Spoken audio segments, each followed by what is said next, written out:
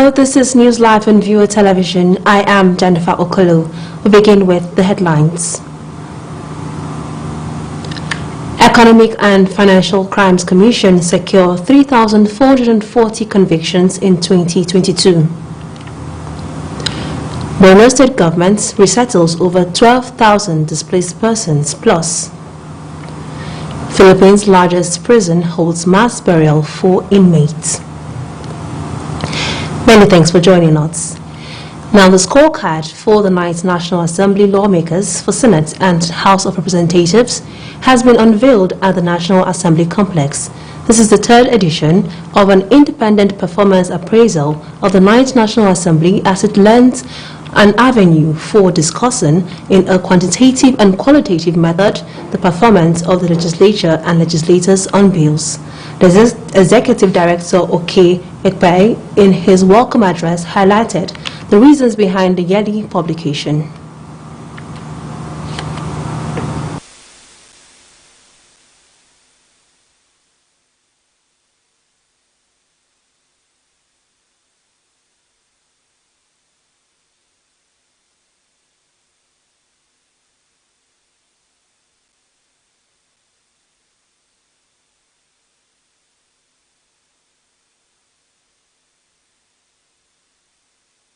Acts and their progression.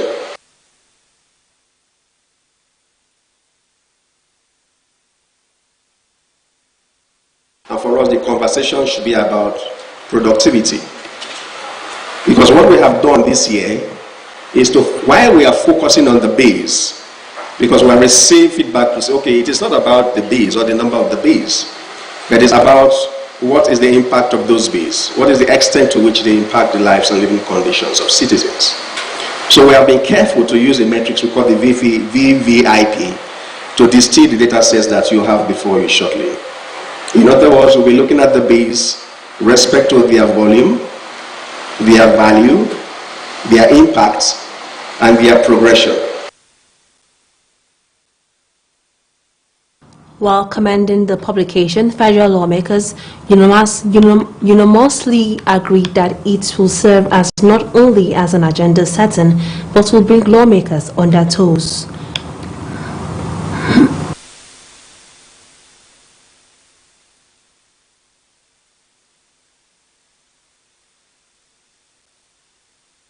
Making laws is just one of the functions of the legislature.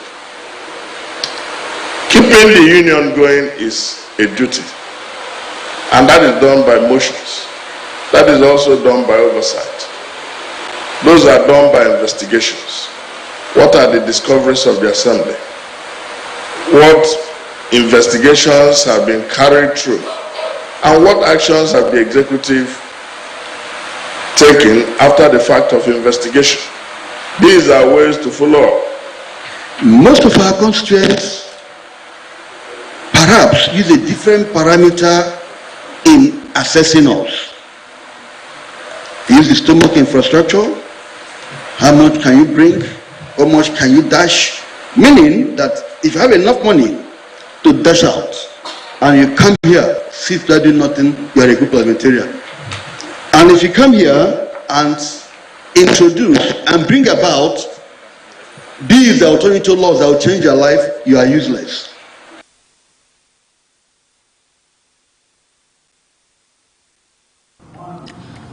Others believe that it is time to enlighten Nigerians that legislators should not judge by the numbers of weddings and burials they attend, but on the numbers of motion bills and contributions made at plenary or at public hearings.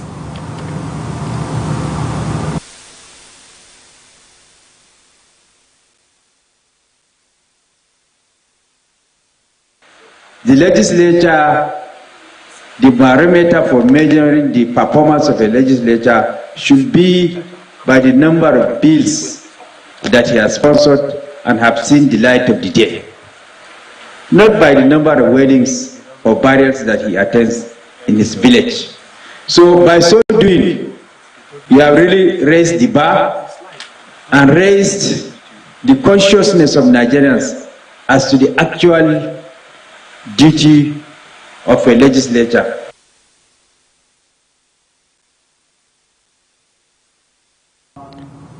It is believed that the publication will help to hold lawmakers accountable to their constituents, knowing full well that their performance are being assessed.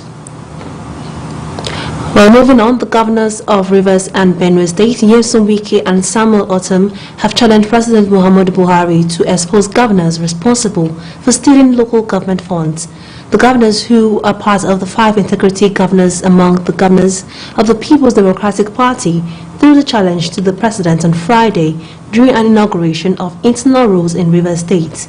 President Buhari, in a speech at the Presidential Parley for members of Senior Executive Course 44-2022 of the National Institute for Policy and Strategic Studies at the State House, said the state governors steal allocations meant for local governments. Meanwhile, the Inspector General of Police, Usman Baba, has approached the courts to file a motion to set aside the contempt proceeding and committal order in response to the committal order issued by the Federal High Court sitting in Abuja on Tuesday, November 29, 2022. In the motion filed before the Federal High Court in the Federal Capital Territory, the IGP extensively enlightened grounds why the orders should be set aside, including noting that he had not been appointed into office as Inspector General of Police when the case was instituted and the reinstatement order in question granted. He also affirms that the contempt proceedings were served via substitute means in November 2018 and January 2019 respectively under the then Inspector General of Police and not on him as the incumbent. The IGP reassures Nigerians of his unalloyed commitment and steadfastness in defending the rule of law and respecting judicial authorities, and hence he will not wittingly or unwittingly disobey any order validly granted by courts of contempt jurisdiction. Now, the Economic and Financial Crimes Commission has secured 3,440 convictions on financial and cyber crimes across the country from January to November 2022. The chairman of the EFCC, Abdurrashid Bawal, disclosed this while delivering a goodwill message at the opening of a workshop on financial crimes reporting organized by the commission. Bawal, represented by the Kano Zonal Commander Farouk Dogon Daji, also stated that the Commission will work to ensure the enforcement of the Electoral Act in the 2023 general elections. Earlier, the Deputy Director, Legal and Prosecution, Aisha Habib, while presenting her paper, gave a breakdown of both civil and criminal convictions achieved by the Kano Zone.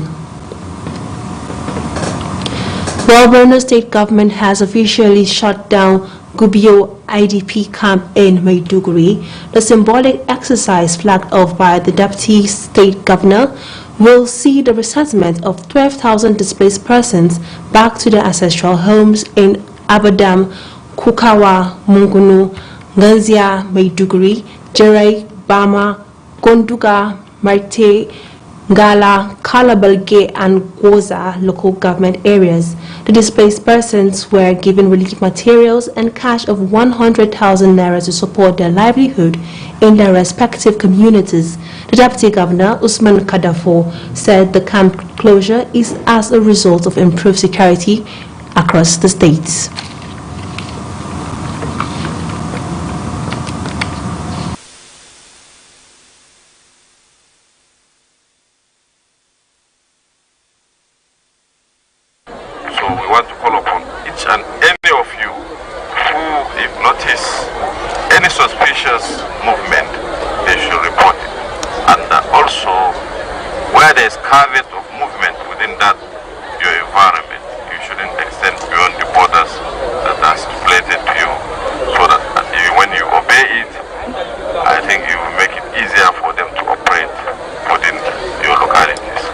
We were given bags of rice and maize, cooking oil, a blanket and kitchen utensils, and others.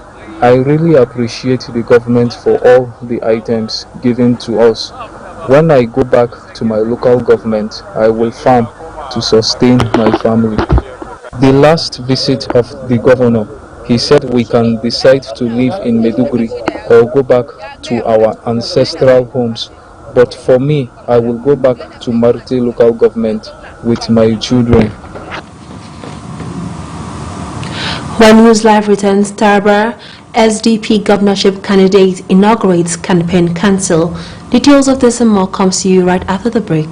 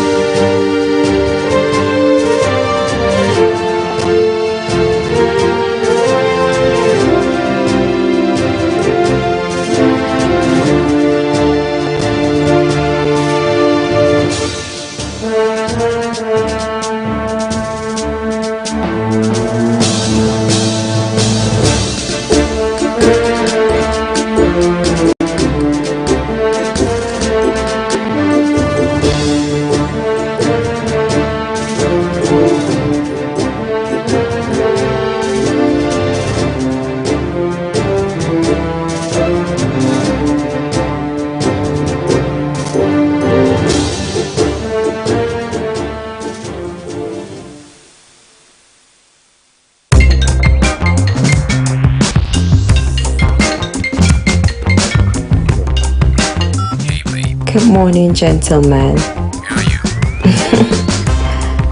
I'm at the Envoy Hotel, Diplomatic Drive 305, here for a business weekend. It's been an amazing stay. Conference hall and business facilities here are stylish and innovative. The Envoy Hotel is luxury, esoteric, opulence, for ultimate comfort.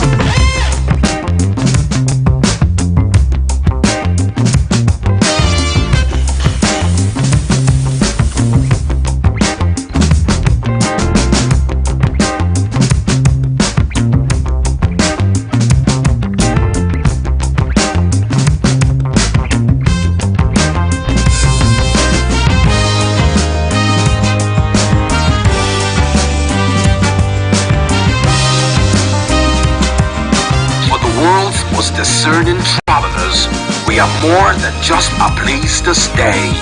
We are an icon of comfort, style, and thoughtful luxury. We are Envoy Hotel.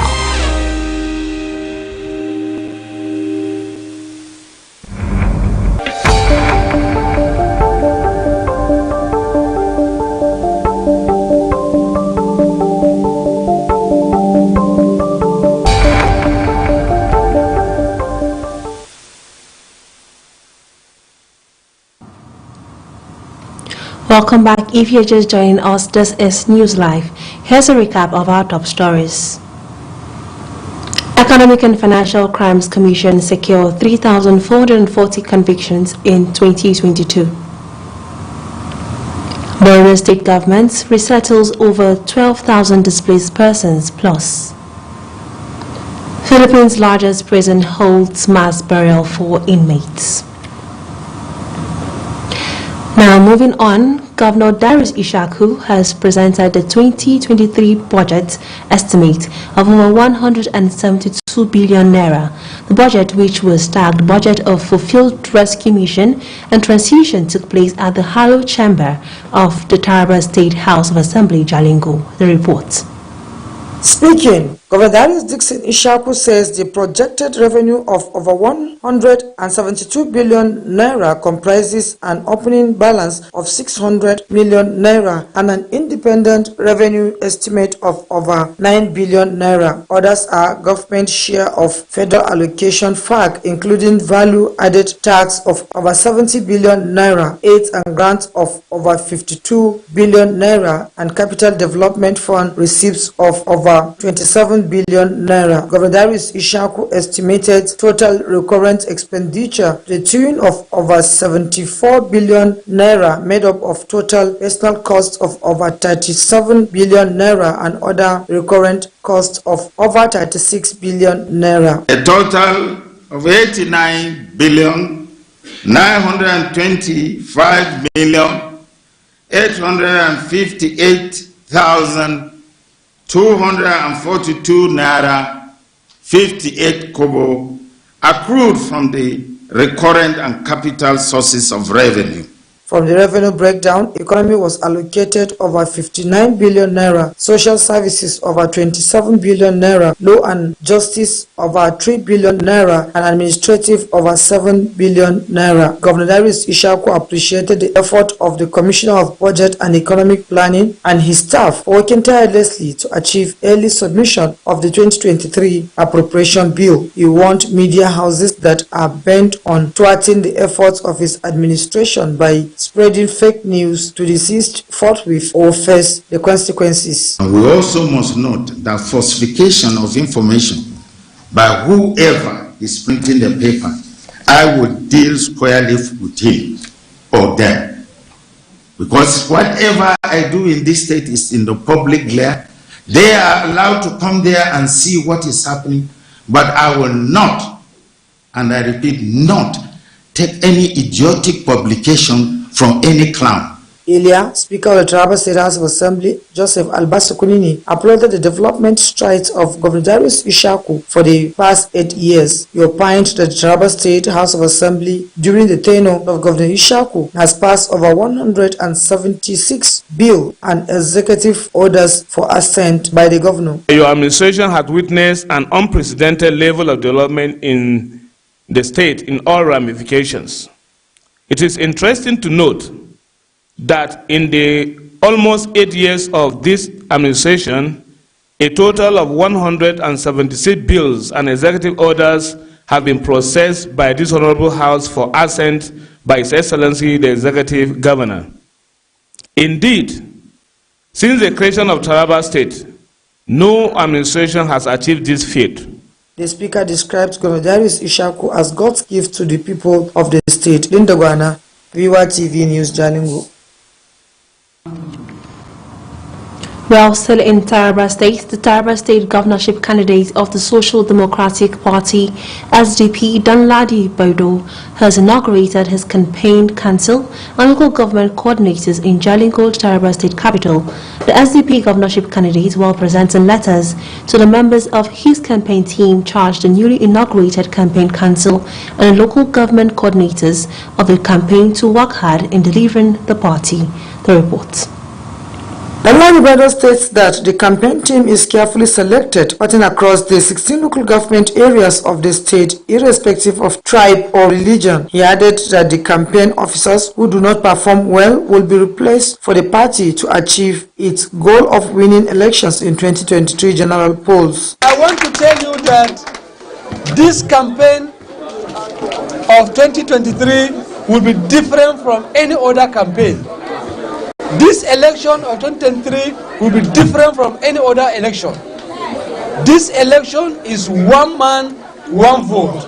And this time, whoever that is lying to you, the vote will not count. I want to tell him that he is a liar. This time, vote must count. Vote must count. Vote must count in Nigeria.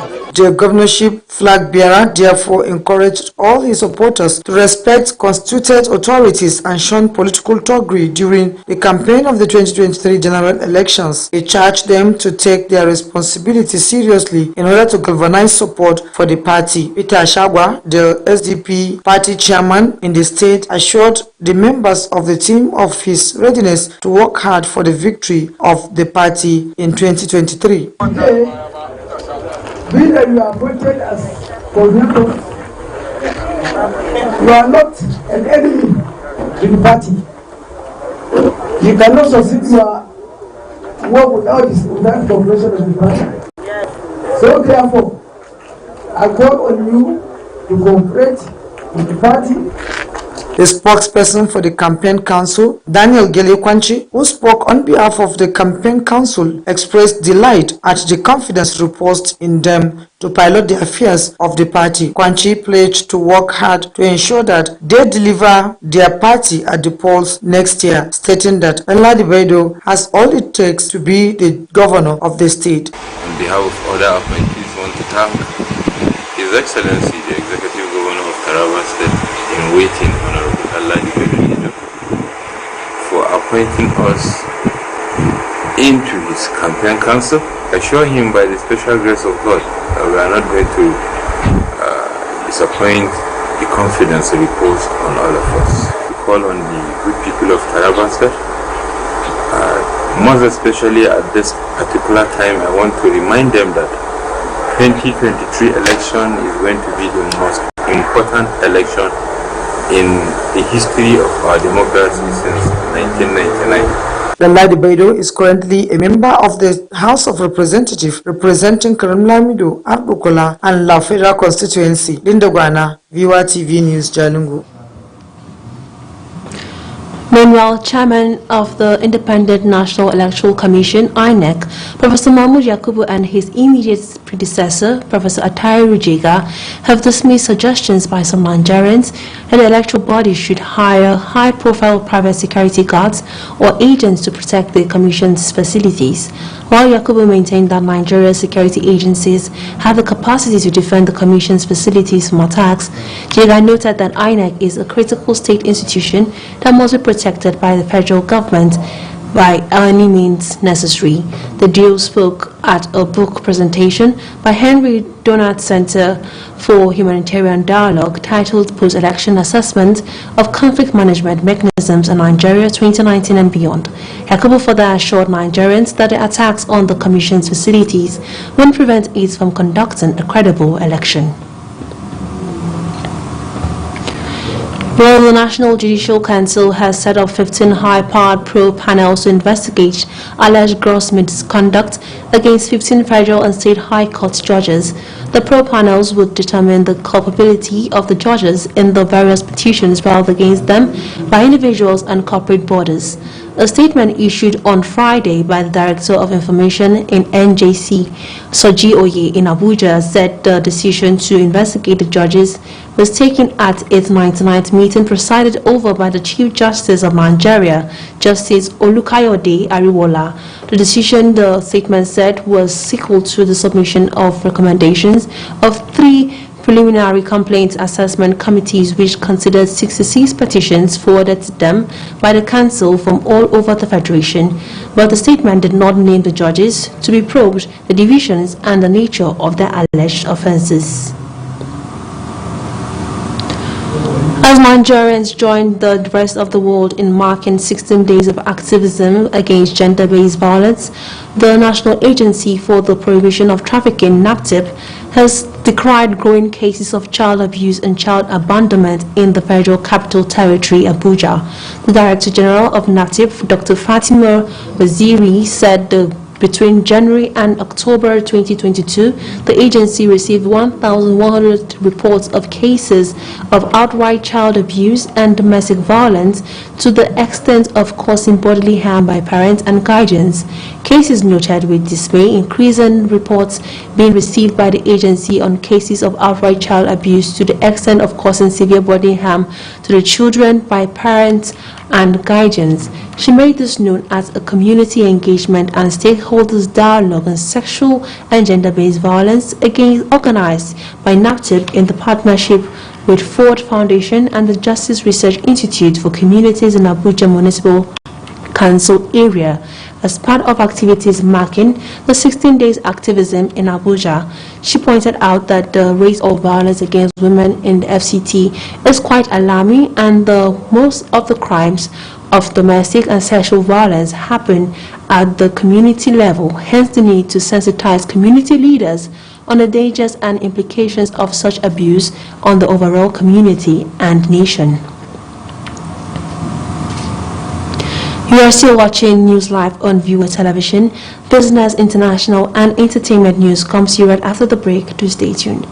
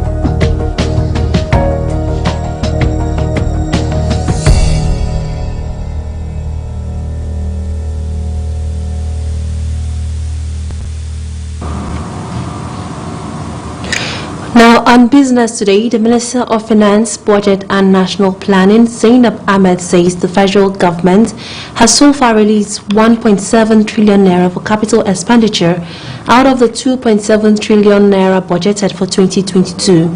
Ahmed also declared that the federal government is not broke and hence not seeking debt restructuring or debt relief, stressing that the government has ability to repay its debt at when due. She stated this at a news conference in Abuja while presenting the scorecard of the Buhari administration in the finance sector from 2015 to 2022.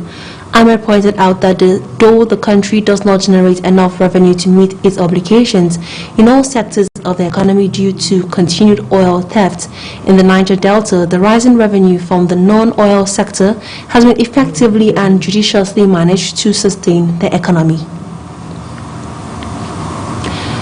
Now, according to the data of the National Bureau of Statistics, despite the economic headwinds, the federal government received 2.01 trillion naira in indirect taxes in the third quarter of 2022, up 16.6% from 1.72 trillion naira collected in the corresponding period of 2021. Indirect taxes paid to the government by producers or retailers and later pass on to the consumers. They include value-added taxes, VAT, customs or import duties, excise duty, among others. Indirect taxes are calculated based on current basic prices. Meanwhile, 15 leading banks listed on the Nigerian Exchange Limited paid 135.3 billion naira as tax in the third quarter of 2022, showing 41.7% rise against 95.49 billion naira in the corresponding period of 2021. The bank's tax figure also represents 14.7% of their profits before tax declared in the third quarter of 2022 as against 12.6% in the third quarter of 2021. Meanwhile, according to subnational debt reports of the Debt Management Office, the total debt of 9 oil-producing states rose from 2.04 trillion naira in December 2015 to 3.35 trillion naira as of June 2022. This means that a total of 1.31 trillion naira was borrowed within a period of about 7 years by the states. The 9 states are Rivers, Akwa Ibom, Delta, Edo, Abia, Ondo, Imo, Bayelsa, and Lagos. This comes as findings show that the oil-producing states received a sum of 6.4 trillion naira in federal allocation and 13% derivation fund. The federal government disbursed a total of 1.98 trillion naira as a share of the 13% derivation fund to oil-producing states.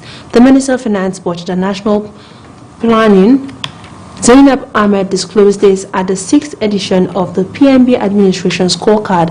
She stated that the amount was paid in 7 years, despite some of the funds preceding the current administration.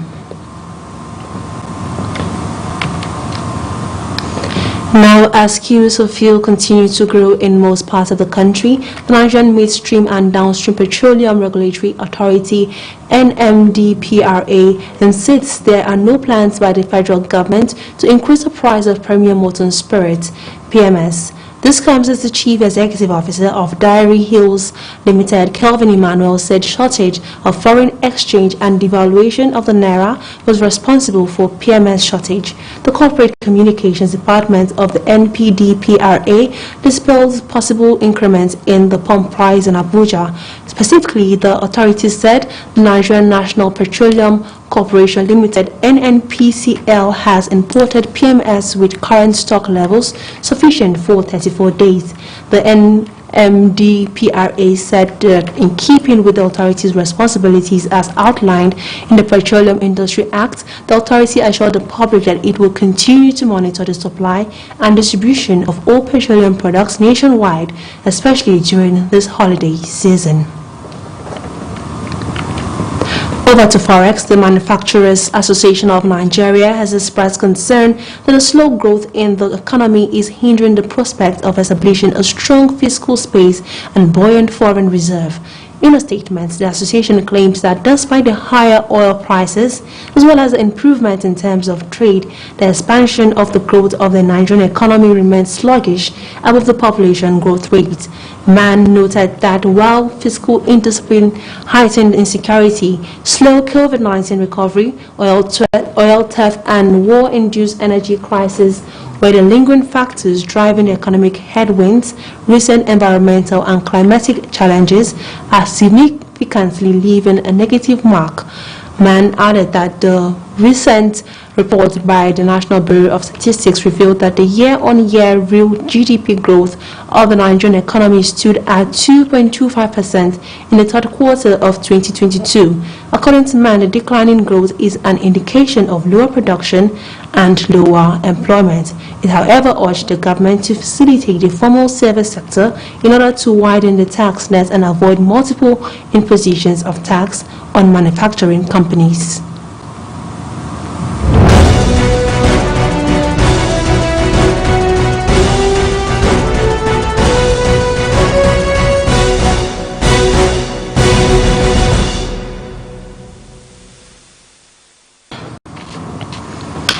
And on news around the world, the Democratic Republic of Congo government has criticized Rwanda President Paul Kagame for his remarks on the elections in the country. The remarks come after the Rwandan president had accused the Congolese counterpart Felix Tshisekedi of exploiting the violence in the eastern DRC to delay elections.